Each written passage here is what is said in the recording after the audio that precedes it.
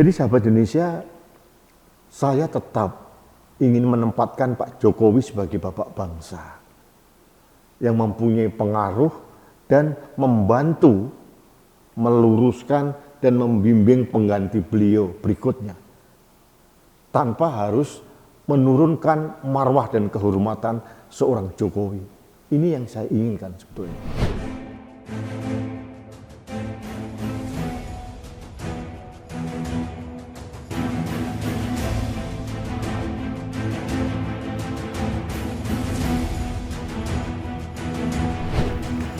Halo sahabat Indonesia, kita bertemu kembali dalam Opini Rudi.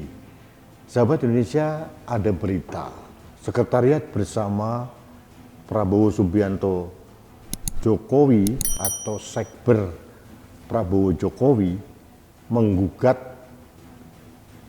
Undang-Undang Nomor 7 Tahun 2017 tentang pemilihan umum ke Mahkamah Konstitusi.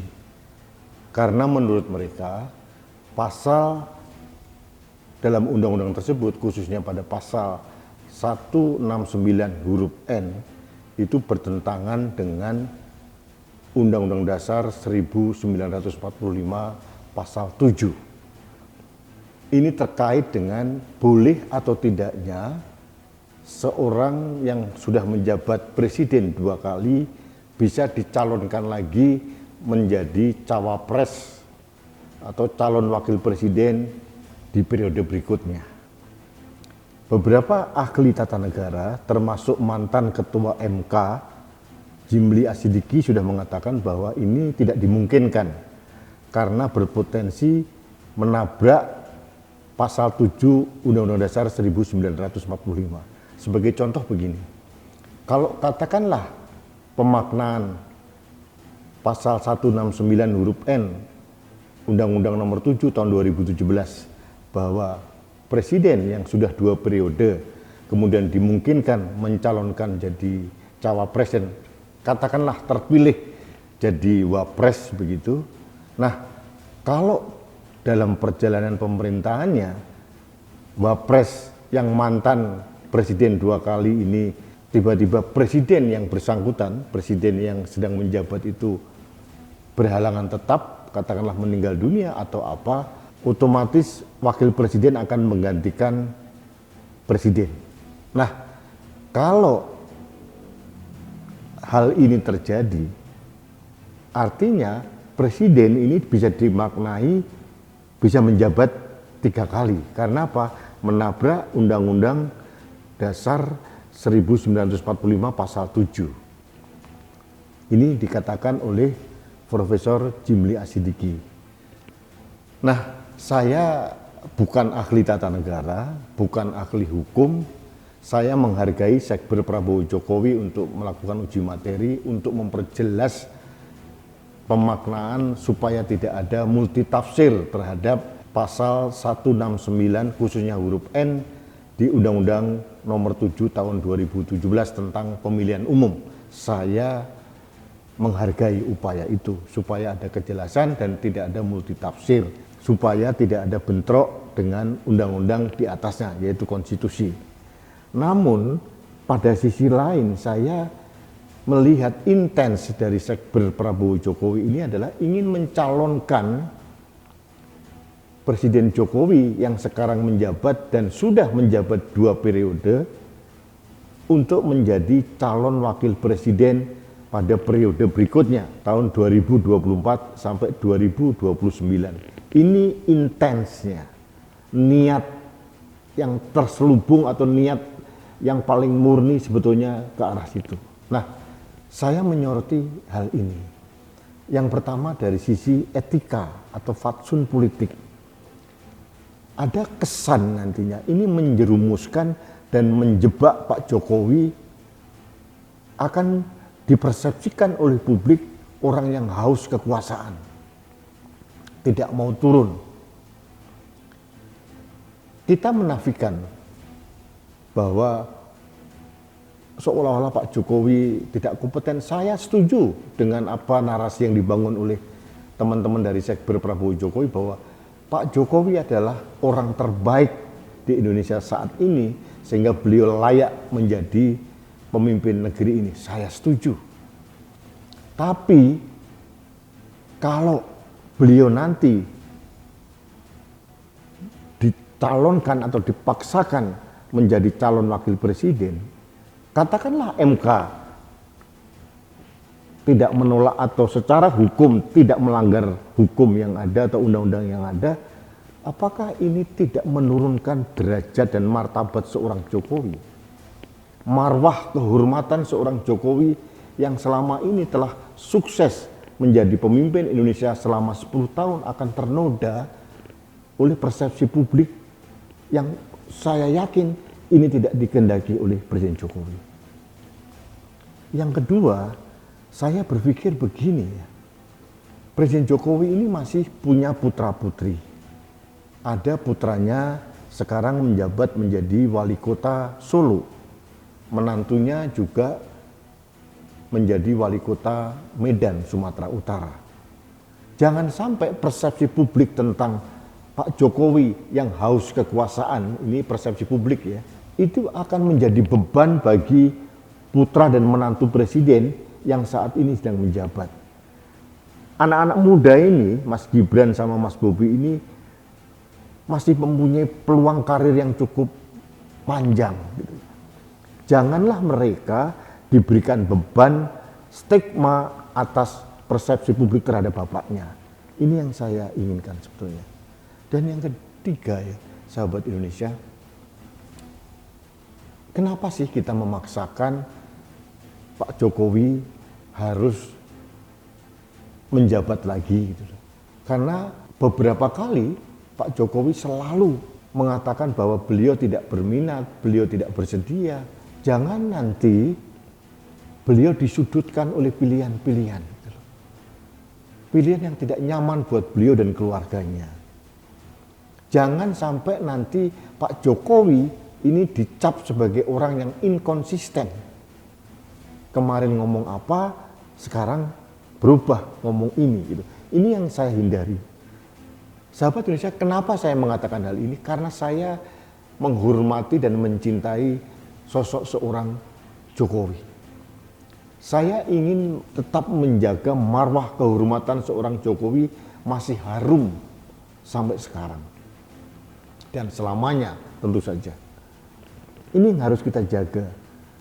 Jangan sampai nanti Pak Prabowo katakanlah dengan Pak Jokowi dipasangkan sebagai capres dan cawapres, itu pasti akan dikapitalisasi menjadi weakness point yang diserang habis-habisan oleh kelompok lawan. Dan yang berikutnya, seolah-olah kaderisasi di negeri ini akan mandek. Gitu. Sudahlah, ada kok sosok-sosok lain yang bisa muncul ke permukaan. Sebagai contoh, ada Ganjar Pranowo. Ini mempunyai elektabilitas yang sangat tinggi. Dan beliau adalah sosok nasionalis. Jadi, kenapa kita memaksakan Pak Jokowi menjadi sasaran tembak yang akan diserang oleh kelompok oposisi dari Pak Jokowi? Kenapa begitu? Indonesia, saya hakul yakin tetap akan aman tanpa Pak Jokowi. Karena apa? Pak Jokowi sudah meninggalkan legacy atau warisan yang sangat indah. Sehingga penerusnya beliau akan mudah untuk menjaga kesinambungan pembangunan. Sebagai contoh infrastruktur, jalan tol, bendungan, kemudian bandara, atau mungkin infrastruktur yang lain, baik dari aspek teknologi maupun IT, semua sudah disiapkan oleh Pak Jokowi. Sehingga tidak terlalu sulit bagi pengganti Pak Jokowi untuk menjalankan roda pemerintahan ini. Asalkan kelompok nasionalis, itu syarat saya.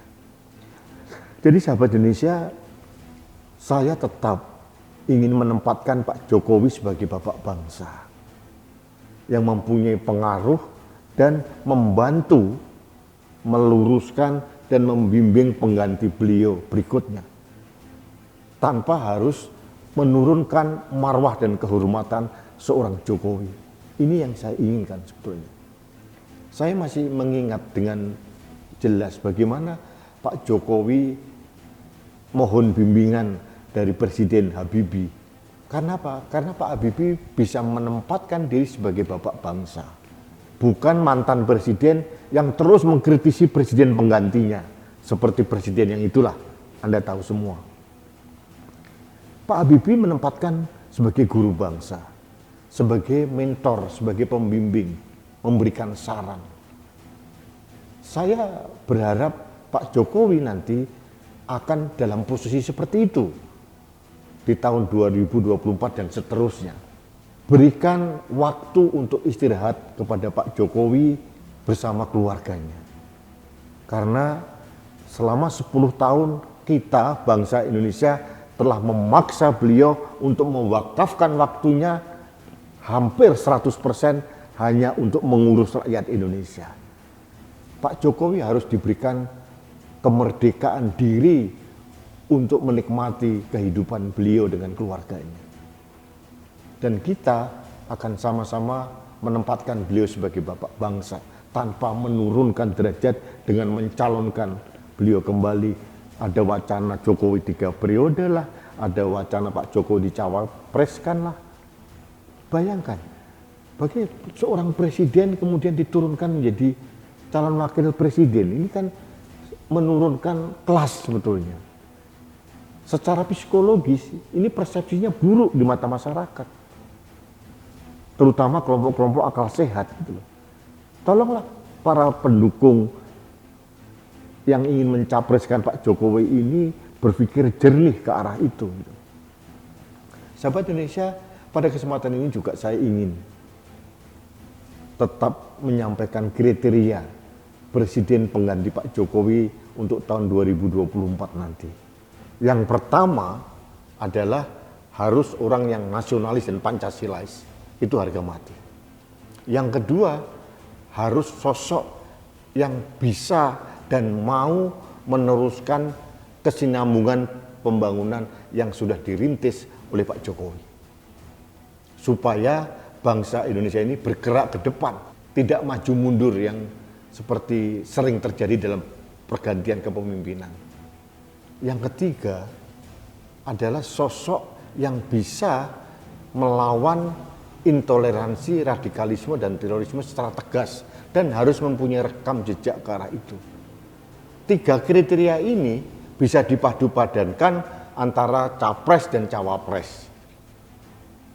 Nah, kita akan melihat siapa kelompok nasionalis yang kebetulan juga mendukung Pak Jokowi sehingga kriteria 1 dan kriteria 2 dapat dijaga. Sehingga dia nasionalis, dia juga bisa menjaga kesinambungan pembangunan yang sudah dirintis oleh Pak Jokowi. Yang berikutnya adalah siapa yang bisa menjaga Indonesia ini dari semburan serangan dari kelompok intoleran dan radikalisme. Siapa sosok di negeri ini yang mempunyai rekam jejak ke arah sana? Ini bisa sipil, bisa militer. Kita tidak sulit untuk menemukan sosok itu. Nah, kalau ada sosok-sosok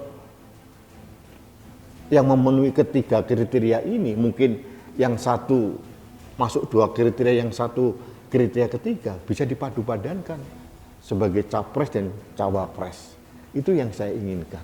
Jadi artinya dalam kriteria itu saya selalu mengatakan bahwa ada pengaruh Pak Jokowi.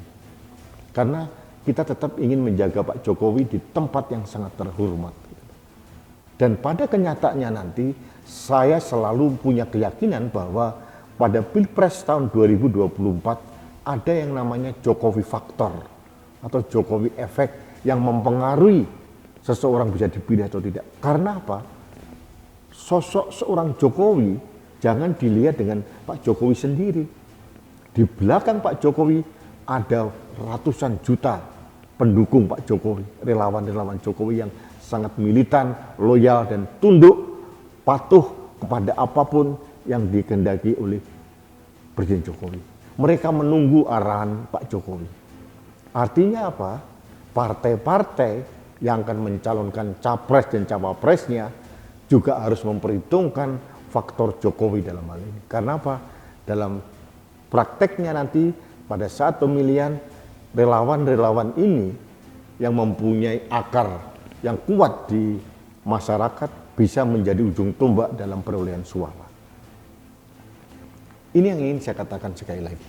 Jadi terakhir saya ingin sampaikan kepada teman-teman yang ingin memaksakan Pak Jokowi untuk 3 periode atau mau dicapreskan kembali, tolonglah berpikir ulang dengan jernih.